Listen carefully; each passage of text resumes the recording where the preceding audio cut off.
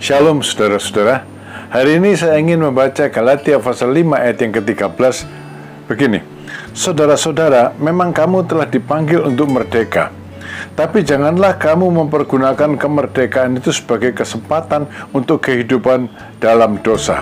Melainkan layanilah seorang akan yang lain oleh kasih. Saudara-saudara, kita dulu pernah remaja. Dan mungkin juga kita sedang punya anak-anak remaja.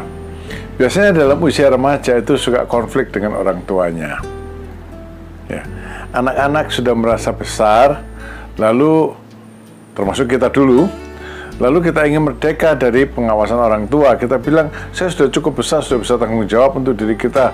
Saya sudah cukup besar, papa mama nggak usah ikut campur dalam mengatur kehidupan kita. Ini biasanya terjadi pada anak-anak remaja dan mereka di SMU, mereka tunggu-tunggu.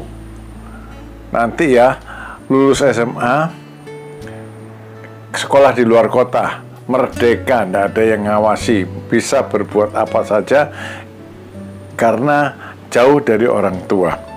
Dan apa yang terjadi kemudian, saudara-saudara, setelah dijalani pada bulan-bulan pertama anak-anak itu happy, senang.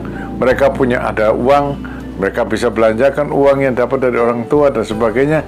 Tapi kemudian setelah lewat beberapa waktu, mereka mulai sadar bahwa mereka merdeka, tapi merdeka itu berarti tanggung jawab.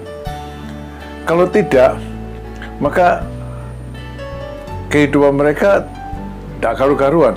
Uang kos yang harusnya cukup untuk 1 bulan dihabiskan untuk 2 minggu misalnya. Mereka akhirnya menderita.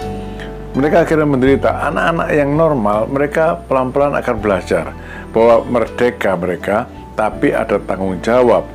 Tanggung jawab untuk mengatur kehidupannya dengan baik, tidak boleh mengumbar keinginannya seperti semula. Saudara-saudara, merdeka memang adalah hidup bertanggung jawab. Merdeka berarti mengekang hawa nafsu. Di dalam Tuhan Yesus, saudara dan saya memang dipanggil juga untuk merdeka. Tapi bila kemerdekaan itu kita artikan boleh berbuat semaunya sendiri, memuaskan hawa nafsu dosa, toh sudah diampuni, toh sudah ditebus, toh makin bertambah besar dosa, makin bertambah kasih karunia, saudara-saudara, maka kemerdekaan tersebut justru menimbulkan bencana. Hidup jadi berantakan, dan bertubi-tubi ditimpa kemalangan, kegagalan, dan akhirnya memang binasa juga, meskipun tadinya bilang sudah ditebus. Saudara-saudara, kalau mempergunakan kehidupan merdeka seperti itu, ya, memuaskan hawa nafsu seperti dikatakan Rasul Paulus kepada jemaat-jemaat di Galatia, maka itu sebetulnya bukan merdeka. Ya. Itu sebetulnya bukan lagi merdeka, tapi perbudakan dosa dalam bentuk yang lain. Ya, pakai jubah yang lain, merdeka berbuat dosa, perbudakan, ya, perbudakan dosa, tapi jubahnya sudah merdeka. Ya. Orang yang sudah dimerdekakan oleh Tuhan Yesus, dimerdekakan dari dosa, dia tidak lagi berbuat dosa.